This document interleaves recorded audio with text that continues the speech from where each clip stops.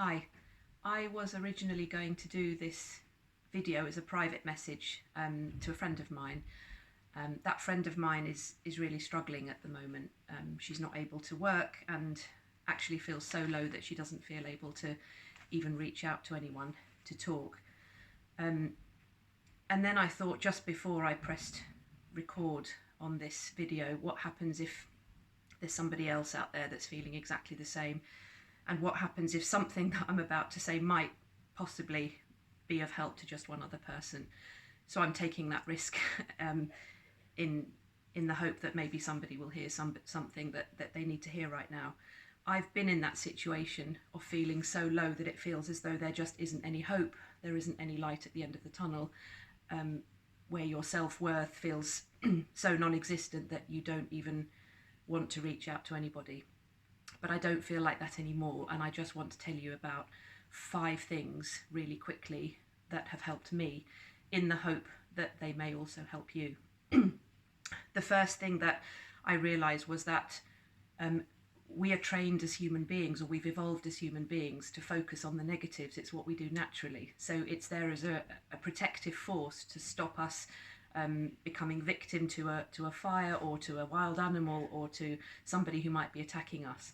And in the therapeutic world, we do that even better. So you'll go in to speak to somebody about whatever it is that might be bothering you, which is that, and it starts off as that. And then you'll talk about, how does that affect you? How does that make you feel? How does that affect others around you?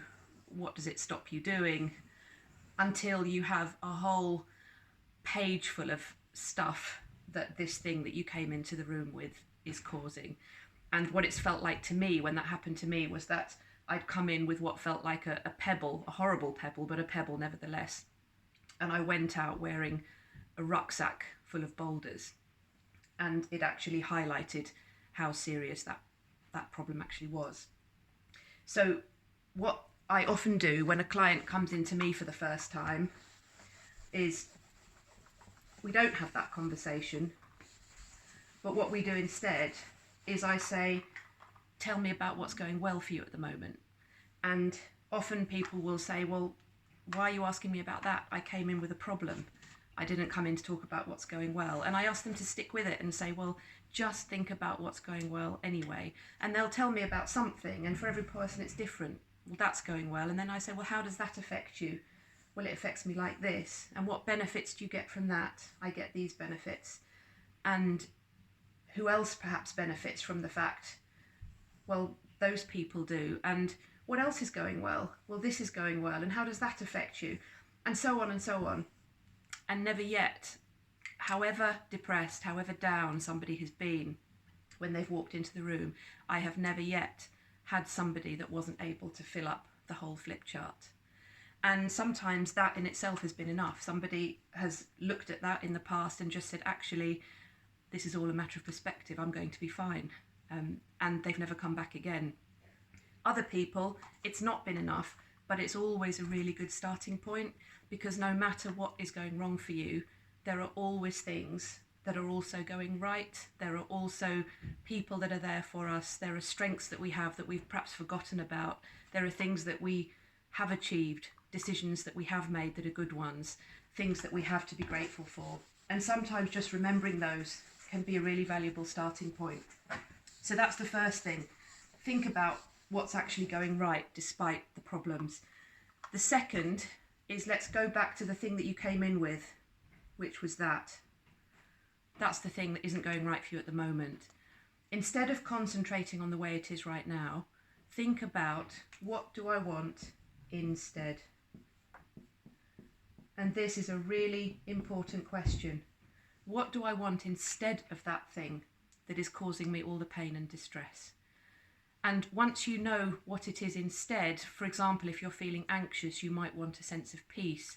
Or if you're not sleeping at night, you might want nights where you're sleeping well. If you don't have a satisfying relationship, that might be what you want. It could be anything at all, but think about what your instead is, because when we're feeling really down and without hope and overwhelmed, it's really non-intuitive perhaps to start thinking about how things might be better.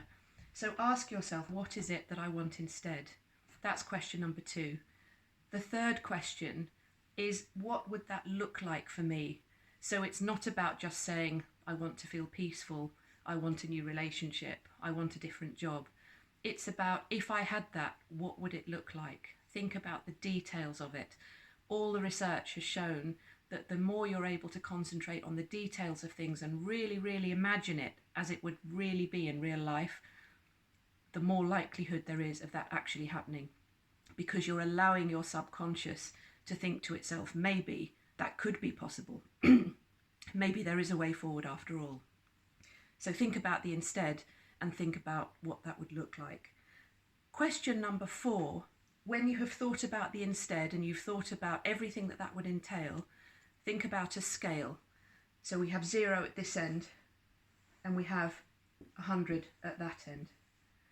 When you think about this new thing that you're wanting, your goal, your aim, that you want instead of the problem that you came in with, where are you on that scale in terms of achieving it?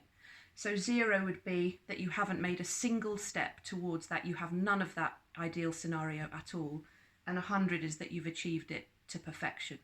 Where are you at the moment on that scale? Because again, I've never yet had somebody that said, I'm at 0.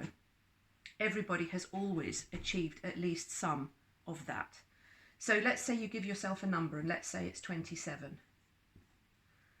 Think about the journey that you've already made in that direction. You're not starting from 0. You've already made steps towards where it is you want to be, even though you haven't been focusing on that recently. So that's question number 4. And question number 5 is simply this.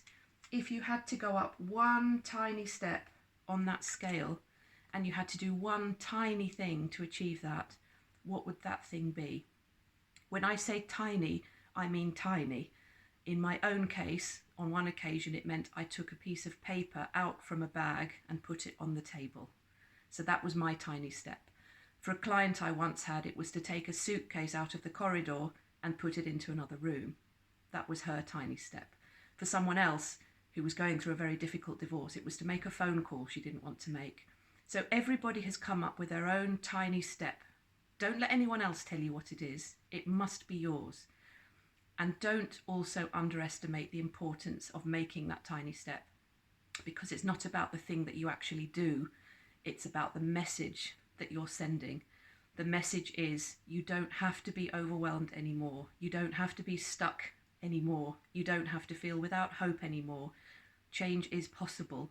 And that message will be so powerful to your subconscious that that first tiny step is bound to lead to more positive moves in the right direction. So those were the 5 things that helped me.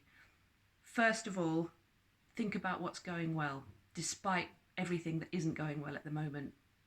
Number 2, think about what you want instead of the problem. Then have the courage to think about what that instead would actually look like. Think about it in detail and don't be afraid to do so. Then think about how far you've gone towards creating that scenario for yourself already, because you will have done. And then think about one tiny step that you could make today in that direction. And again, don't underestimate the importance of that first tiny step, because it will be the catalyst to a whole lot more. If you're listening to this right now, I would love to come and give you a big hug. I would love to give you a big bunch of flowers. I don't have a big bunch of flowers here, but I do have this little plastic jar full of daffodils. And I want to give you these and say that things are going to be okay. You're going to be okay. You may feel alone, but you're honestly not. I'm here. There are other people here. We're thinking about you. We care about you. Don't give up. We love you lots. Bye.